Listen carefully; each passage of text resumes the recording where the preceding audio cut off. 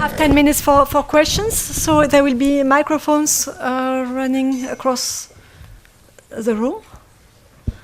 So maybe I can ask the first question while the other ones are preparing their own questions. I would like to come back to the first part of your presentation, where you say that in the good fiscal state, there will be a bailout, because the state basically has the possibility to carry out the bailout. But in the bad fiscal state, there will not be a bailout, and then there will be a lender of last resort. I was wondering whether this is a possibility, since in the bad fiscal state, the collateral in the bank depreciates, like we've seen in Greece.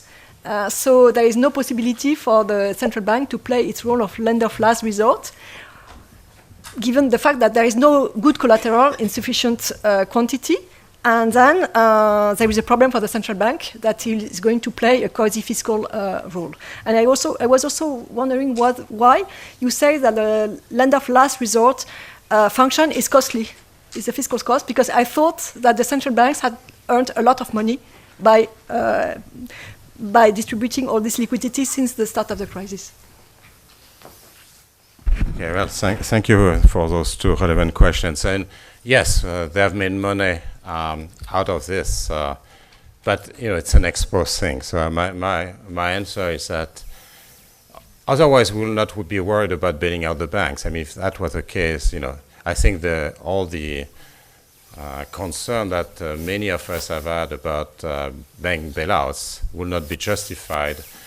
In the state of nature where everything turns out to be fine, then there won't be any issue with that. So I think we need to take an ex ante, which makes empirical work difficult, of course, because we have to ask ourselves in 2008, for example, for the financial crisis, or later on for the European crisis, why is that the private sector was not basically doing it if it was profitable, right? I mean, that's the issue. My hunch is that on the whole it was unprofitable in expectation, but there is no way to prove it in a sense. We observe only the outcome exposed, just like any bet. It's very hard to know what has happened. But of course, if we make money by subsidizing the banks, then that's not a real concern. Your other question is very good as well, which is something I went very fast through. Actually, I didn't say, is that in order to get lender of last resort, it must be the case that this capital lambda not be too big. I mean, I can show you the screen, you won't see very much. But, this capital lambda should not be too big. Otherwise, yes, in the Greek case, if the fiscal cost is absolutely huge, there is nothing you can do anymore, right? You don't want, and same thing, if there is a huge backlash of the population against bank bailouts, you won't do it. So there is actually hidden there a condition so that you will do it. Or another way to do it is that to take a continuum of state, and there are very bad states in it, not only bad states, but very bad states in which you will actually not want to offer a lender of last resort anyway.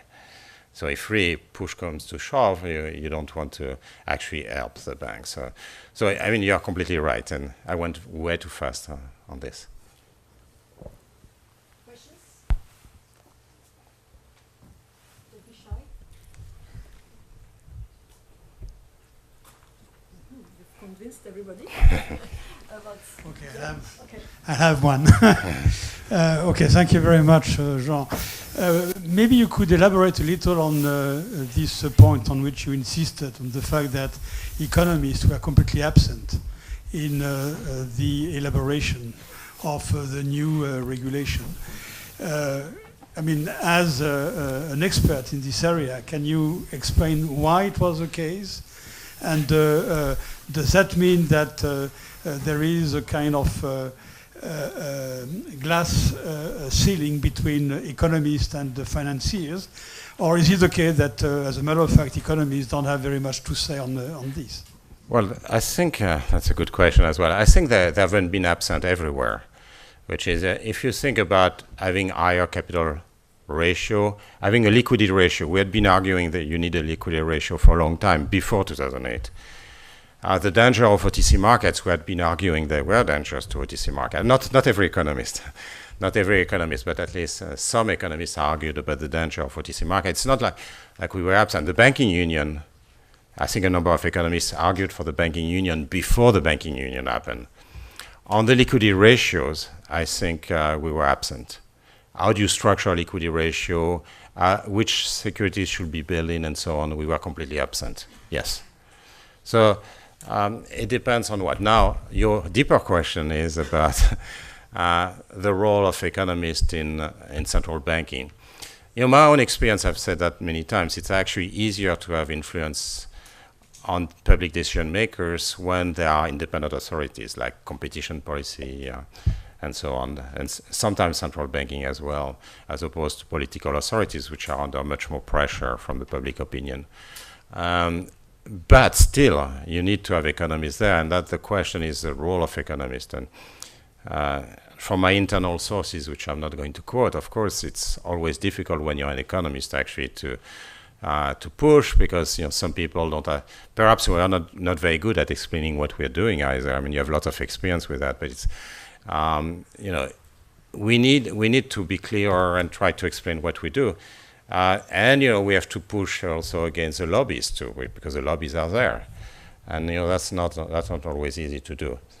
But for that, we need to, of course, have economists within regulatory agencies, within central banks, within Basel framework, within the BIS and so on. We need economists all over the place, in a sense, if we want to use this public discourse that we have built. And we need to, as I said, anticipate more and also explain it better. It's not for you. I know you're doing your share of the work, but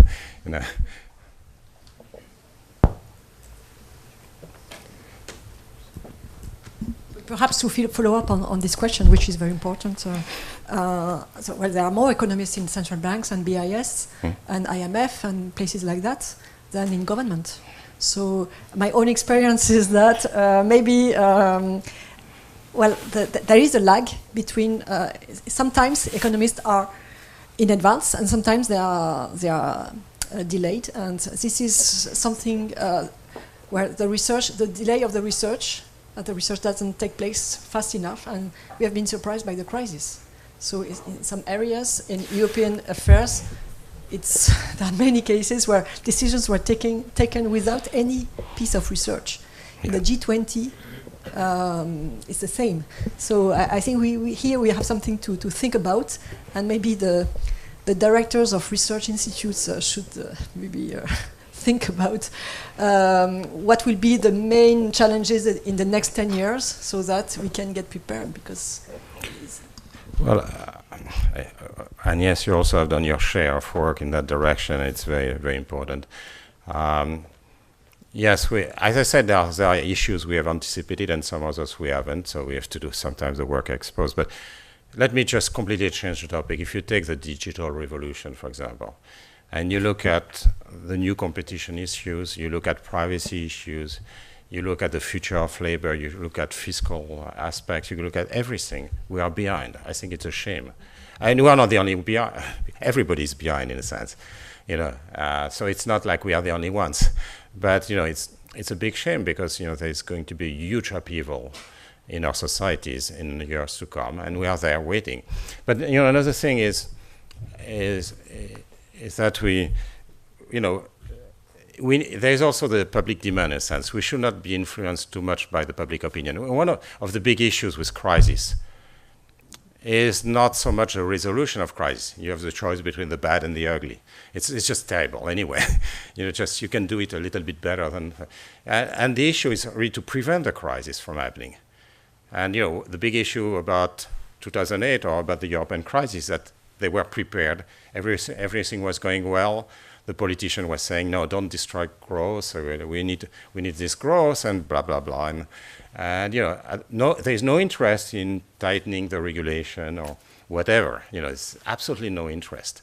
And even in academia, you say, okay, what problem are you trying to fix? There's nothing to fix. Everything is working well. And we should not be too convinced by that. We should try to prepare. We'll be wrong from time to time, sure. We will be announcing a crisis that is not going to occur. But I think the truth is that, as I argue in my book, Economics for the Common Good, we are not very good at forecasting. I mean, that's not really something we do well, and there are good reasons for that. But what we are better at is finding a normative framework and trying to actually use good incentives provided, to provide good incentives for the banks and for the states, for whatever. And this normative framework can help. And with forecasting, my guess is that we may get it wrong a number of times. Other questions? So I take this as a big encouragement for us, for the research, to be more active, more assertive, and to try to discuss with the policymakers and guess better, although we are very bad at forecasting, so we are very bad at forecasting the business cycle, but also the needs for research. But still, we need to try hard. So thank you very much, Jean. This was extremely interesting.